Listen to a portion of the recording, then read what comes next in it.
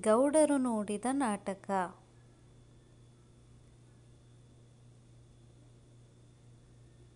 ಹರಳೇಗೌಡರು ಹುರುಳಿಹಳ್ಳಿಗೆ ನಾಟಕ ನೋಡಲು ಬಂದಿಹರು.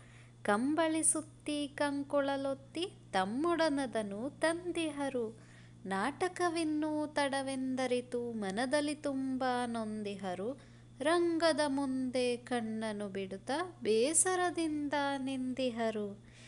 ಎಲೆ ಅಡಿಕೆಯನ್ನು ಜಗಿಯುತ್ತ ಜೊತೆಗೆ ಸುಣ್ಣವ ಬಾಯಿಗೆ ತುರುಕಿದರು. ಹೊತ್ತದು ಕಳೆಯದೆ ಕಂಬಳಿ ಹಾಸಿ ಮೆಲ್ಲನೆ ಮೈಯನ್ನು ಚಾಚಿದರು. ಕಣ್ಣಿನ ರೆಪ್ಪೆಯು ತಾವೇ ಮುಚ್ಚಿ ಮೂಗದು ಒಮ್ಮೆಲೆ ಗೊರಕೆಯ ಬಿಚ್ಚಿ ತಮಗೇ ತಿಳಿಯದೆ ಪರಿವೆಯೇ ಇಲ್ಲದೆ ನಿದ್ದೆಯ ಮಡಿಲನ್ನು ಸೇರಿದರು.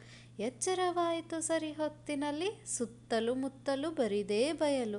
ನಾಟಕ ಮುಗಿದು ಜನವದು ಸರಿದು, ಯಾರೂ ಇಲ್ಲ ಗೌಡರ ಕಾಯಲು. ಯಾವುದೇ ಕೆಲಸ ಸುಸೂತ್ರ ಸಾಗಲು ಗುರಿಯದು ಒಂದೇ ಇರಬೇಕು.